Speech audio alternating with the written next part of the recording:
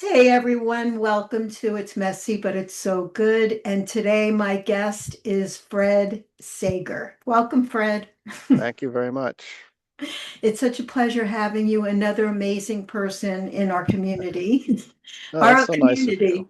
Oh, of course. And the community we're referring to is the Warwick community in the Hudson Valley, New York, for those of you that are listening anywhere in the world. Um, and Fred has a really amazing job. And when I heard about what he does, I just knew I wanted to have him on the podcast because it's really such a unique profession. So, Fred, tell us, what do you do as you're working at the Metropolitan Museum of Art, hmm and what exactly is it in working with object conservation? And if you can tell us a little bit more about what exactly that means. Oh, I would love to. I work in the Department of Objects Conservation. Although I'm not a conservator, I don't actually work on art objects, but I do make support armatures that hold art objects in the galleries, in cases, and those designs are based on the desires and wishes of the curator who's having the show and also the designer who's designing the show. Mhm. Um, and we work for all the departments in the museum. I believe there's 16 departments here in the museum. Um, Most departments have their own exhibition schedules, so there may be 4 exhibits going on simultaneously here at the museum. And we have to make those supports so when the objects go in the galleries, they're seen in a certain way, Mhm. um, based on the viewer, how the viewer looks at the objects, how the light is hitting the objects. Um, Sometimes and these are mostly three-dimensional objects, I should add. Um, Sometimes these armatures are attached to back walls of cases, so the object is suspended off the wall, up and off the wall, or sometimes the mounts are coming off the deck of the case and the object is supported from a rod or a plate that sits on the deck or goes into the deck to hold it in a certain way. Um, so we're doing a variety of objects, anything that you can imagine that's three-dimensional, whether it be a bust or a small sculpture or an item of jewelry, um, all historic and all very, very good examples. The Met has an amazing collection of art.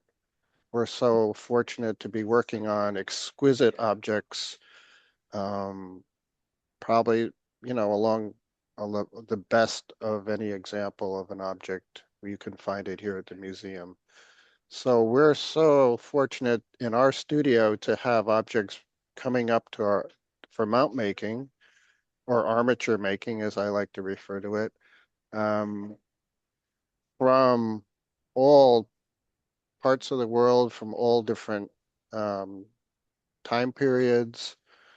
At any one time, you can walk in our studio and see Egyptian art on the table, getting a mount for um, a mask, let's say, or a small piece of jewelry. We'll also next to that could have a piece from the Islamic department, which is Mhm. much different style and much different design. Um, Next to a piece from the American wing, we're about to do a small show called Revolution because, of course, our country is going to Mhm. be celebrating our revolution soon. So we often like to we have a lot of tours coming through the studio, and people are always interested in what we do here. A lot of people don't notice what we do because our intent is not to have people see what's holding the art. We want the viewer to focus on the art only. And so we camouflage the mounts to match the object that it's holding. So we're also very good imitators, camouflagers, paint colorists, and a lot of times if people say, I don't understand what you do, I don't see anything, we say, thank you very much, because that's our intent. Um, and well, there's many facets in armature making that we have to consider. Number one is the safety of the object itself. We don't want to have, and we usually use brass in our mount making, brass rod, brass rod of different diameters, or brass strap of different thicknesses and widths. We use brass because if we heat it, it's very malleable. If we make a piece of brass red hot with a torch and let it cool, it becomes very flexible, almost like a wet noodle. You can bend it with your Wow. hands. And uh, this is a good thing for us because we have to match exactly the contour of the object that we're working on.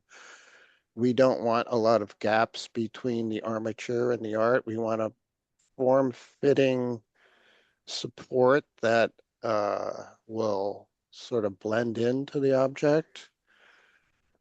Usually we're putting a layer of an interface of felt or ultra suede in between the brass and the object to cushion it so the brass is not in direct contact with the object, um, which minimizes any kind of damage between the brass and the object. Um, and well, there's a series of steps. Probably it takes about 2.5 days, I would say, roughly, to make a mount for an object because there's a lot of, as you may guess, there's a lot of fitting to get a armature to match the contour of the art. I always thought that we handle art more than anyone else in the museum, more than Mm, curators, more than conservators, more than technicians, because we're always we have to fit the armature to the object, and that requires time after time to put the object in the mount. Notice where the mount has to be adjusted so it fits perfectly. Take the object off the mount, bend the mount, try the object on the mount again, over and over and over. Probably sometimes 30 times you have to right. set the object into the mount to make it fit properly. Um, So and you so, have the object there with you oh for the two yes, and a half days. Or yes, wow, interesting. yes. And probably, I think right now we probably have about 20 objects in our studio. I know we're doing a traveling jewelry show to Hong Kong and Shanghai. Hmm. There were about 100 mounts we had to make for that show, and everything had to be finished, will need to be finished by early January because once we finish our job, then all the objects and mounts go to the packing room. The packing room makes all the crates for the objects and stores them safely for shipment, and they need a certain length of time to prepare um, their needs. Um, and then the first show opens in Hong Kong, I think late March. So there's always a series of steps that one has to go through in order to get these things ready and get them to their destination on time. It's a lot like show business, I think. Yeah, everybody has their part. The show must go on, and there's a very rigorous timetable involved. So we're sort of at the end of our jewelry mounts. I think it was about a 3-month process, and all while other exhibitions are happening at the same time. So Yeah. we have to make sure that we can distribute the work amongst ourselves. I'm working in a studio with 4 other people here. Um, we have to make sure that we have all the bases covered and we get all the shows completed in time. So it's all your responsibility in terms of you and your staff to really determine exactly what mount, how the mount's going to go on. And the, there's no one else in the museum that actually has maybe some feedback into that, or it's your decision? Um, I think it's pretty much our decision once we know how the object will be seen. Hmm. Then we have to, it's our job to create something that's strong, that will support the object safely at the right angle. Um, I think when you're a beginning mount maker, the hardest thing, at least for me, was to decide what size brass to use in a mount, because the worst thing would be to have an object in a case that's vibrating. If your mount is too weak, for example, the Hmm. object will actually move around because the case is sitting on the floor of the gallery, and even people walking by the case Wow. will create vibrations in the case.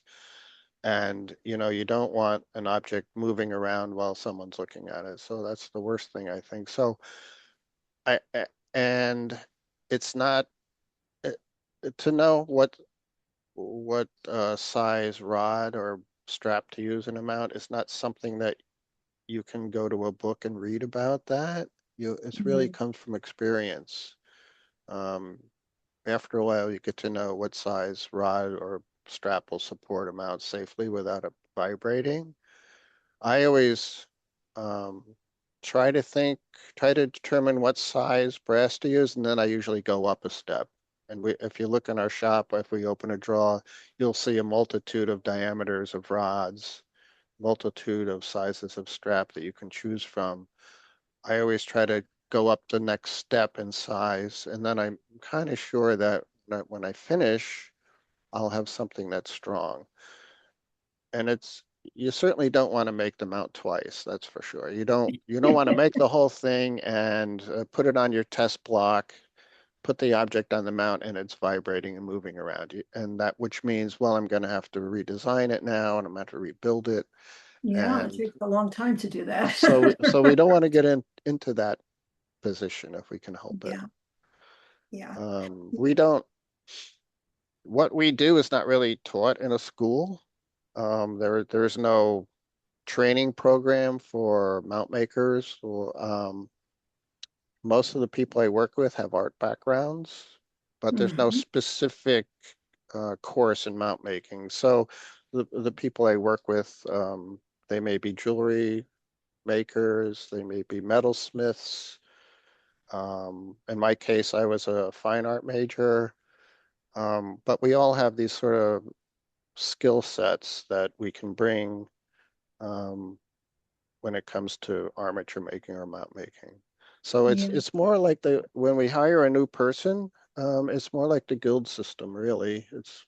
It's be in the space, watch what other people are doing, ask advice.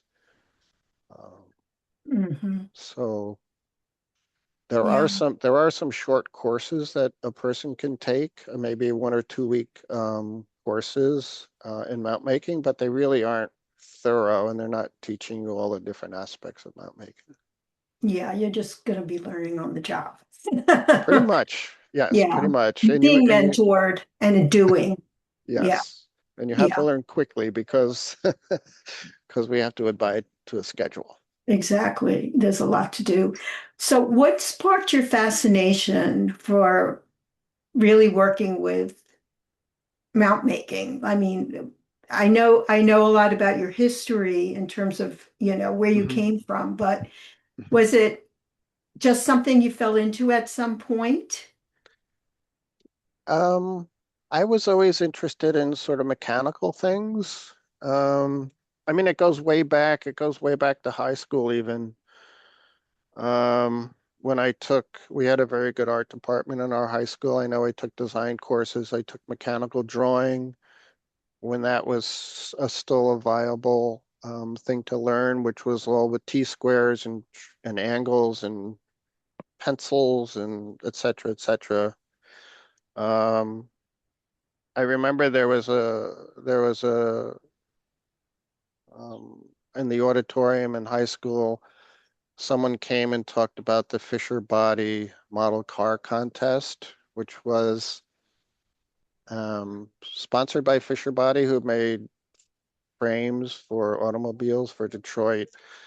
And they actually sponsored this contest where you could design a car and build it and enter it into a contest and maybe win a scholarship to college or Mm. um, I won an honorable mention for my car, which was pretty good.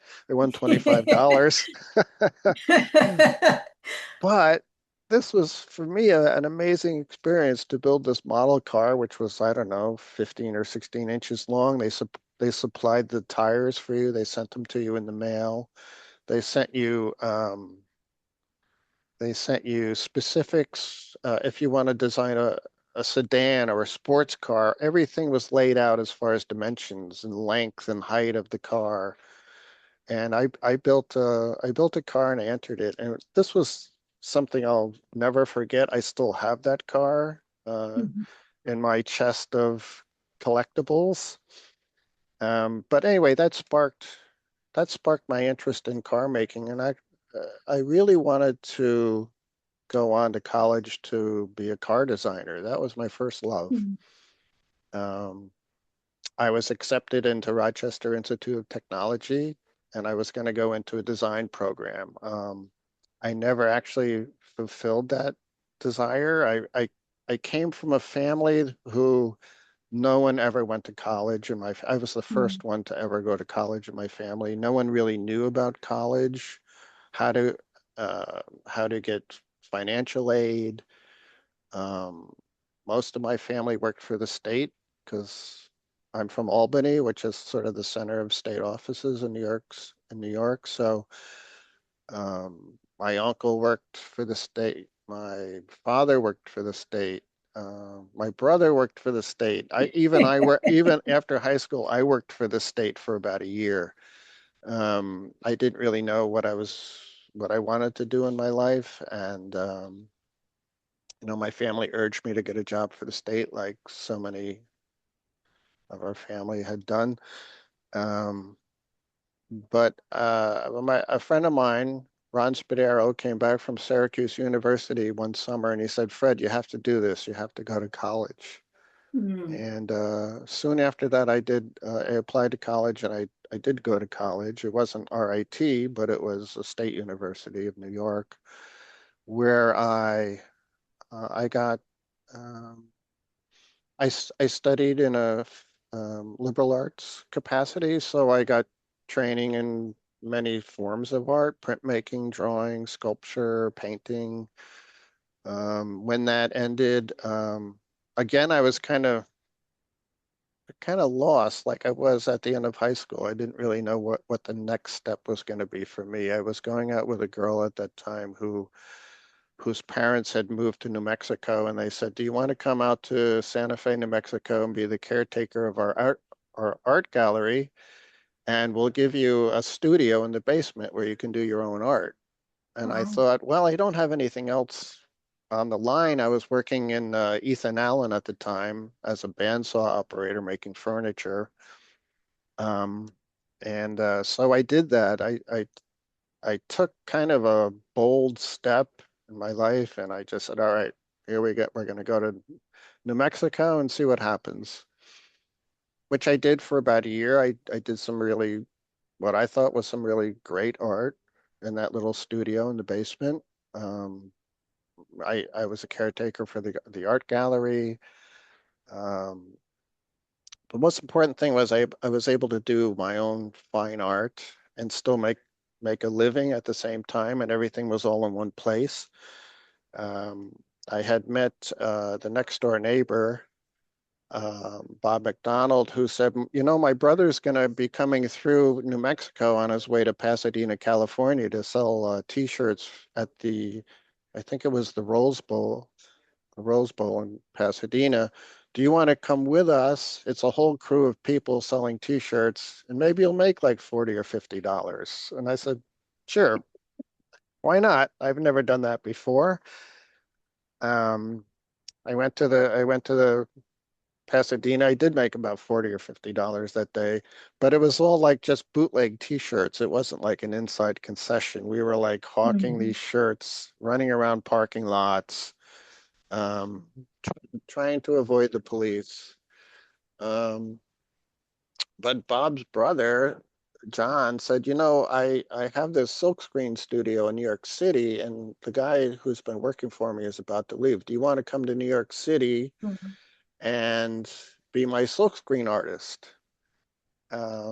I'll give you, I'm in a loft. I'm living in a loft on 8th Street, Park Avenue South, and I even have a bedroom there that you can stay in, and then and Wow. way in the back of the loft is our printmaking studio.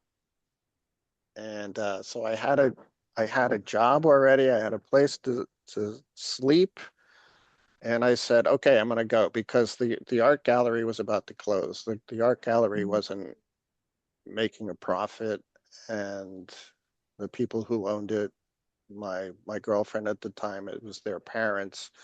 They told me that they were going to close the gallery. So it was just luck that they coincided, the closing of the gallery and this job offer in New York City. So there I was, leaving and going to New York City suddenly. Um, and I worked for that silkscreen company for about 3 years. Mm. But I knew that I had been watching the Met, and I knew that at one point, they were offering positions here installing period rooms in the American wing. And I applied. I didn't get the job the first time, but the second time I applied, I got I got my foot in the door. I was accepted to work on this one room. I think it was a shaker room. Um, but once I got my foot in the door and we finished that shaker room, I was asked to continue on the Mm. next room. And I think that might have been a Frank Lloyd Wright room. It was a 2-year project. And then after that, there were a few more rooms that I worked on. I think a Gothic revival room and one other room. I did that for about, I don't know, maybe 7 years. I think I was Wow. installing period rooms, the American Wing. I went on to work on a different room, which was called the Gubbio Studiolo, which was a Renaissance studiolo. It was a small intarsia room. Intarsia is a way of working in wood that's very pictorial. So this small room had, when you looked at the panels, they had cabinets that with doors that were open and things inside the cabinets. And this was all done with wood. It's almost like putting wood together in like marquetry, only it's a little different. It's different layers and different thicknesses of wood. And that room was from the Renaissance, I think 1480 roughly. And that was a big project. That was a 5-year project. Um, so there I was in New York City. Suddenly I had gotten a job at the Met. Um, I was working on great rooms. I don't know. I just got lucky. I think throughout my past, I just got a lot of fortunate breaks that I took. Uh, That's what I was going to say because I'm listening to you and you had opportunities presented to you, yes, I but you did. took them. I was fortunate to have opportunities presented to me that I took, sometimes out of desperation, um, not really knowing what I was going to do next. Um, so in that respect, I was very lucky. In the respect that one of the opportunities was to work at the museum, another very, very lucky break for me. And I've Yeah, been here for 45 years, so unbelievable. Yeah. I really didn't do armature making until 1995. Um, all the other year-to-year jobs I was doing, or in some cases, one, like as I said, Gubbio Studio, that was 5 years. All those projects were contractual projects. So in All other words, you would get a contract, you would agree to it, you would work until the project was completed. You didn't know what was going to come next. You didn't know if they were right. going to offer you another position or not. And the Met wouldn't really tell you until like 2 weeks before the Wow. end of one project if you had the next project. And I was lucky enough to have 15 years of projects, one after another. And but then I was offered a permanent position in the Mountmaker studio, which I took at that time. At that time, I was married. I had two young children. I needed the benefits. I needed the security of a Mhm. full-time permanent job. Um, it wasn't as exciting to me as working with on the art with my hands. Um, but at that point in my life, I think I had to make some decisions to be responsible for my Oh, darn. children, for their future, for their education. Sure, of course. I kind of took a step back a little bit from what I wanted and did what I needed to do.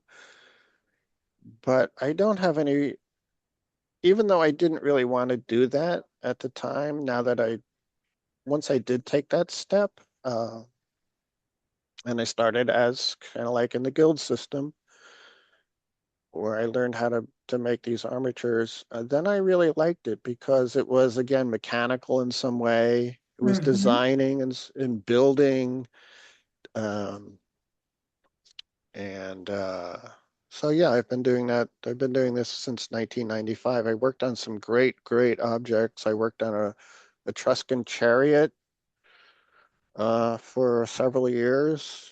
This was a chariot that we have the most complete chariot in the world here in the Met, and it was found in Oh, a burial pit in Tuscany. It comes from it's about 600 BC. This chariot, and since it was found in a burial pit, all of the wooden structures were gone. They were deteriorated. All the bronze parts to the chariot were still intact, but there was no wood to support all those parts. So I worked with a conservator from Rome who came to the Met once every 3 months and told me what to do next. And everything I did was mostly wood. Um, from the basic shape of the chariot, this kind of U shape, cutout wood, which was originally steamed and bent, but we chose not to do it like that. We chose to make a panel and cut the U shape out. So if you can imagine a bird's eye view of a chariot looking down, it is kind of like a U shape coming back. And then there was a cross section and the holding the two ends of the U shape together, which was all done with mortise and tenon joinery. Whatever she discovered in her research about the construction of the chariot, that's what she told me to do. hmm. And so I remember she gave me on tracing paper the actual size of this U shape to make and this cross member at the back. And she said, next time I come, I expect that you'll have this part done, and we're going to go to the next part, will be the two posts that go upright that hold the front panel, the front bronze panel on, et cetera, et cetera. And that was just an amazing project for me. Um, Where did it end up going back to? Did it stay in your museum or did it go back to it's Italy? still here. I think in light of everything that's been going on in the art world, that the town would like to have this chariot back again. So it's a little bit controversial right now. But so far we have it here. It's on the balcony in the Greek and Roman department. Mhm. Uh, that project included woodworking, metal work, faux painting work. Um, it covered a lot of different aspects Yeah. about making that I really enjoyed. And how old was it? You said 600, was 600 AD I or think it's 600 BC. Yeah, BC? Wow. yeah. I'm a little mixed up in my dates. It's Etruscan. Maybe it is 600. I'd have to review it again. I'm sorry. Wow, And but either but either it's or. old. But it's very old. How did you feel actually touching this object? I mean, I- because it's centuries and centuries of history. Hmm. What did it feel like? Did it feel like a kind of like an out of body experience where you just couldn't like, At first, we have to always have gloves on when we handle any hmm art because right. acids from your fingers can create hmm problems with a surface, especially a metal surface. Um, well, you're in awe. First of all, you're you're in awe that you've been selected to work on such an object. And when you first see it and study it, the detail, and you learn a little bit about how it was made originally, yes, you're a little intimidated actually because you're going to be touching this and working on it. You can't damage it mm in any way. You have to respect it as far as handling goes. Um, there are many, many people involved in the project, so you have to really be able to listen and take directions. But when you start, that's when you are no longer concentrating on the art and the value of the art. Even though it's in the back of your mind, you're concentrating on what you have to make Right. and how are you going to do that. Many times I have objects up here that I work on and I make what I have to make the object is gone back to the department or installed in the galleries. I think to myself, I didn't even really look at that object. I was so involved in what I was going to make and how I was going to make it and how did it fit. I wasn't really concentrating on the object at all, Mhm. um, what the surface looked like, what it was telling me, what it was saying. mm And that's sort of what you kind of go into that next level almost of making something. Right. So even though that piece is precious and you have to really be careful, you're really concerned about concentrating on what you're making. Right. It's very detail oriented. And I see how you have to focus, just zone into what you're doing. But do you ever go to the exhibit and then look at it and Oh then, yeah, sure. Then you really get to see, for the first time, you really get to study it and see how it fits in with the other objects in the show. yeah, Focus on the date the time period is coming from. So yeah, yeah, yeah. finally, once your work is done, you're a little bit more uh, free to access the objects as far as looking at it and reading it. hmm And as far as when things get messy, I don't mean like only physically messy, but let's say things aren't going right or you have an obstacle in your path. How do you get through that? Like what perspective or maybe tool or way of approaching it helps you to get to the next step? In other words, how do you deal with the stress? Um, if things aren't going well, you stay late until you finish it because especially if it's due the next day or it's going to be installed in the galleries in the next day or so. A lot of times we have art that's coming on loan from different institutions, Mhm. many times from Europe, where it will be brought here by a courier to make sure that it arrives safely and that courier can watch that piece be installed in the gallery safely, and then that courier goes back to their home country. In those cases, you might have 2 days to get the art, which you've probably seen a picture of it, but you've not really seen the three-dimensional version of it. It comes to our studio. That piece is going to be installed in 2 days while the courier is here, and they have to be there to watch it go in. So you have 2 days to design the mount, build the mount, um, put felt on it, camouflage it, and have it ready in time. So You have to, there's no excuse for, sorry, I don't know what, I can't finish this in time. So there is a lot of stress, especially when it comes to exhibitions with couriers. We have a Raphael show coming up next spring.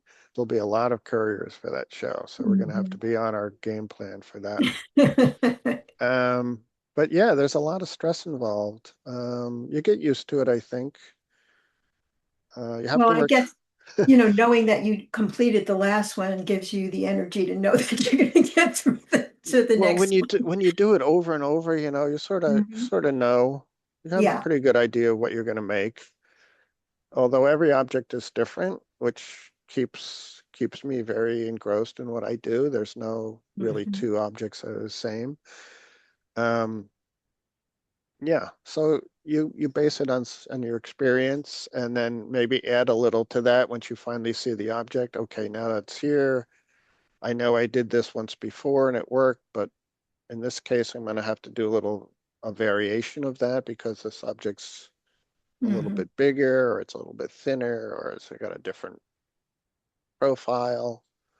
Um, yeah, but I think it's based on experience. And not only that, but I must say that there are times when you do damage the art. It's Mm. inevitable. It's inevitable. When I first became a mount maker, there was a Greek platter on my desk. It was silver, and I kept lifting it with two hands into the mount to try it. I would put it back on my table, make some little variations in the mount, lift that platter back up again, put it in the mount. Oh, I need to bend it here a little. Oh, I overbent it a little bit too much over here. Take that platter, put it back on my table, make my little changes, try it again over and over and over, probably 20 or 30 times to get it right. Mm. At one point in that process, I didn't pick that little platter up with two hands. I picked it up with one hand, and the whole side of that platter came off in my gloved hand. Wow. And the rest of the platter was on the table. And I just sat there for about 20 or 30 minutes with this fragment in my hand, looking at it, going, "Oh no. Mm. Oh, I can't believe I did that." So there's a precious piece of art that you've kind of damaged. Yeah. Um, Luckily, in retrospect, that was a repair. It was a glue joint that had weakened, so I felt a little bit better about it. But of course, Yeah, it wasn't really your fault. it wasn't my fault. But the department had to come down. The conservator in our department had to come down. The head of the Greek and Roman department had to come. Wow. All these people had to come over to look at it. You felt about that big. Mm. And it takes a long time to get over those things. It takes weeks to get over those Yeah. when that happens. And my average is once probably every 6 years. Mm. When I Not look that back, bad. there's a piece of art that I've damaged in some way. But often it's okay, maybe you should have picked it up with two hands, but it's also because there was a weakness in the art itself, which It, yeah. In it that would not have case, happened probably if it didn't have mhm, that weakness. So, true, true. you know. In that case, yes. But there's been other cases where, But um, you learn, and I'm sure you didn't permanently damage something where it was ruined and couldn't be. exactly. Exactly, but it can happen. I Yeah, mean, I'm in a studio with other people, and everybody sort of shares the same experiences. right. Eventually, one day, somebody's going to say, "Oh my God," you're going to hear it over in the corner of the room. Someone has just dropped something, or they've had it in the mount and it's fallen out of the mount and broken.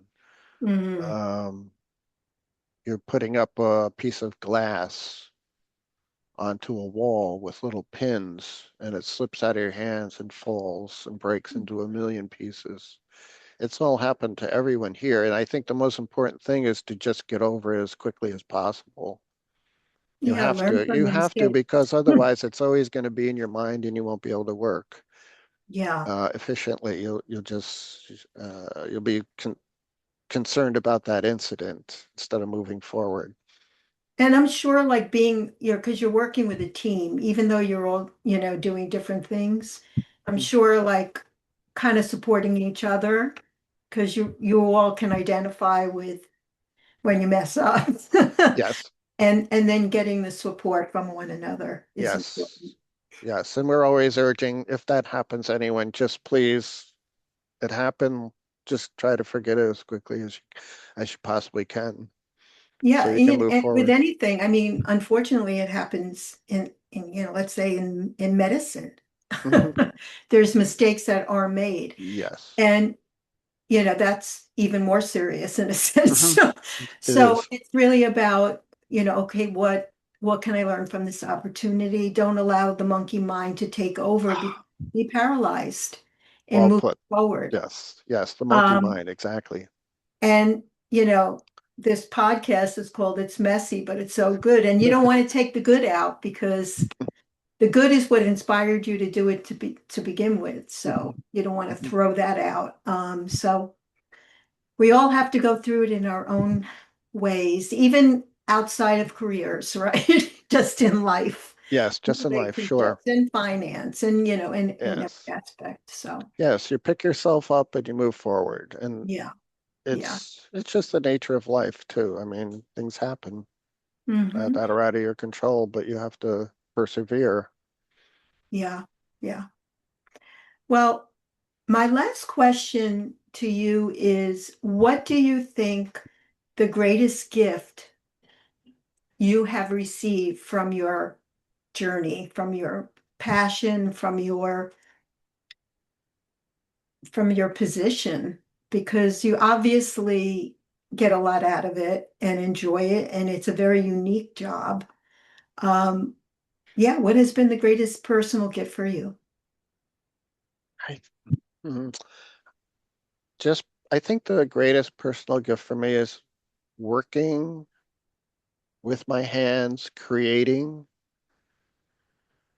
designing, creating these armatures that I do at the Met, being around great art and great people. The people I Mm, work with are very, very intelligent, very, very skilled. I've got the best of many worlds here, and I'm just very I try to remember that how lucky I am every day to do what I do. And yeah, yeah. I mean, I did have to expand the envelope a little bit. I discovered I wasn't going to turn out to be a fine artist making a living in New York City. I understood early in my life that I didn't have the, what it's needed to do that, which is a lot of perseverance, a lot of determination, um, to make it in that world. But once I expanded the envelope a little bit, I thought, oh, there's opportunity here, there's an opportunity there. So it turns out after the whole life experience that I just kind of grabbed opportunities and I think I just got lucky. Well, I'm sure the museum's lucky to have you and your team. And I want to thank you so much. If anyone wants to get in touch, in the show notes, I will have your email and Perfect. people could reach out if they have any questions or comments. And of course, you can comment by contacting me in the show notes as well, and writing a review of this podcast, sharing it with friends.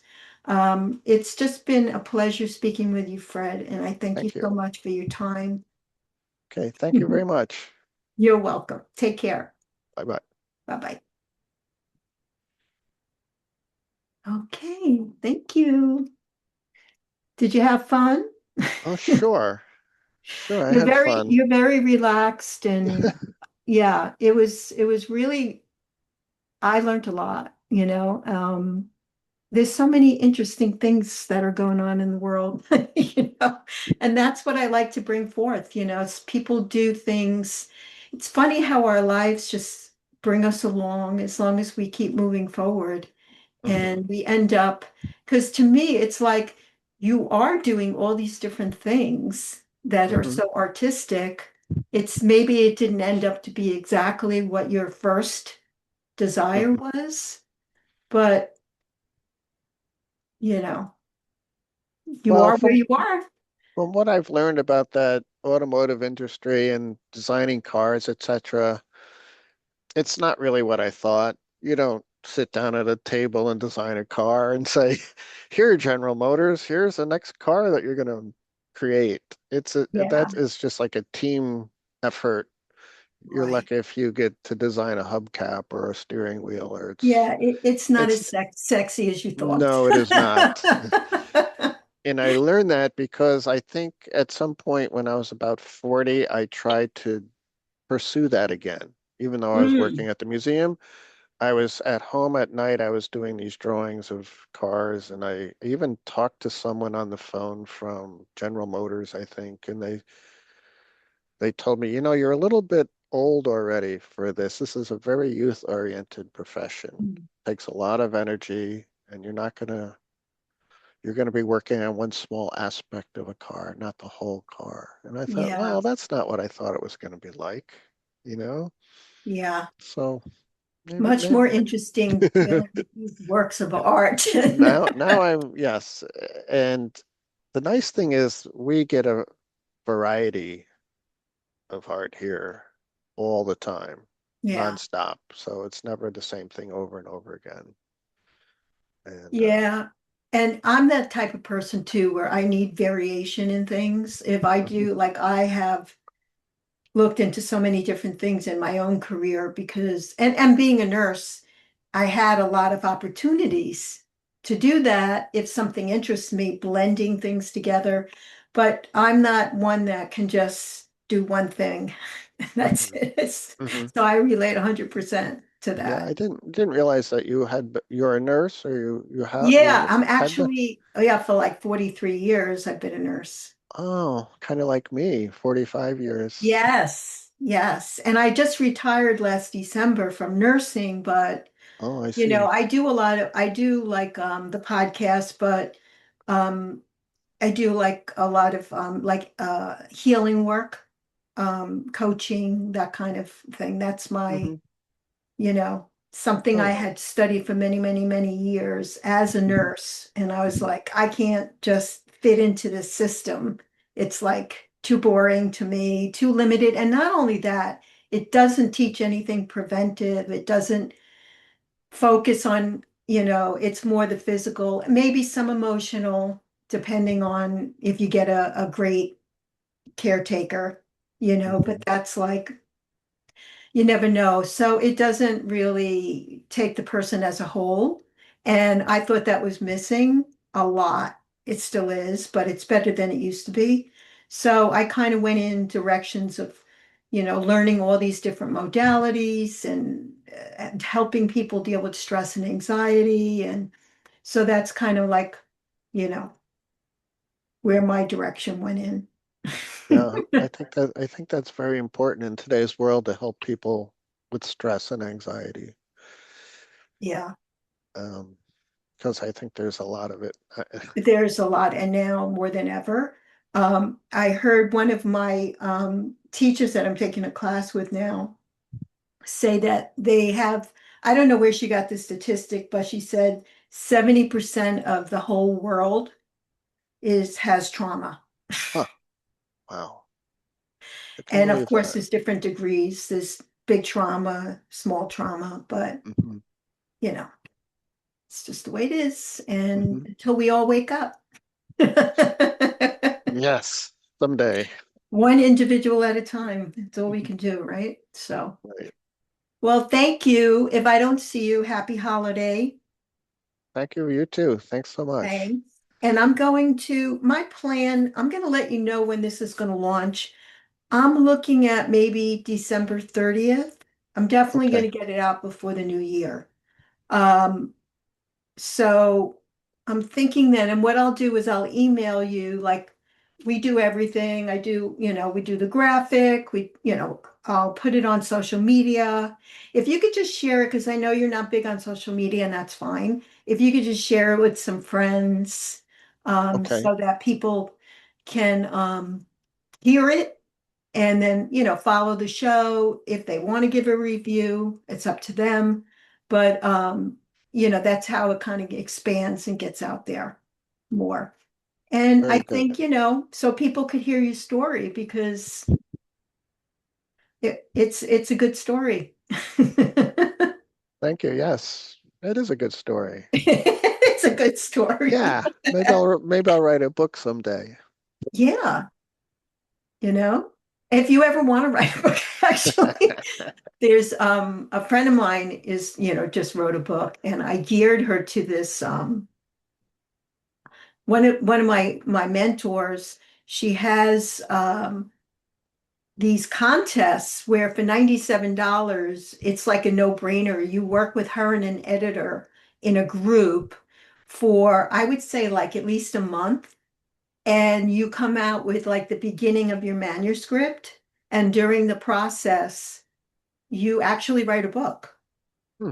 And then if you win the contest, she does everything. She markets it, and that's like worth like $12,000. And if not, you got yourself a book. You could do whatever you want with it. So if you're ever interested, I mean, my friend came, she was the runner-up.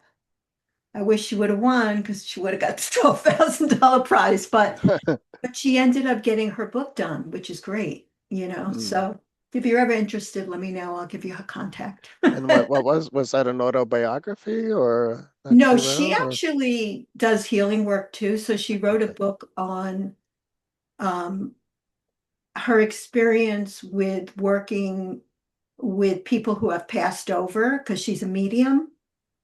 So she wrote a book on her experience. Oh, interesting. So, but you can write a book on anything, there's no limit to what she tells you she'll Hmm. accept. Just depends on the book. And the group votes on it. So it's not just her and the editor, it's like a group process. So anyway, it's just another thing. All right. Well, you take care. Thank you again so much for your Thank you. time. And I love the interview. And I'll let you know when it's going to go out. I'll send you an email. Okay. Thank you very Okay? much. You're welcome. Take care. Say hi to Julia. I will. All right. Bye. Bye. Bye-bye.